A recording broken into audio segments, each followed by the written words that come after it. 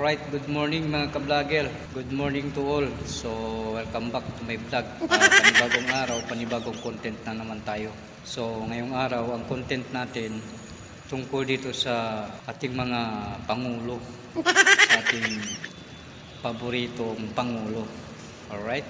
Actually, mga ka-vlogger, marami akong nakikita dito sa social media na tungkol dito sa mga issue naglabas ngayon.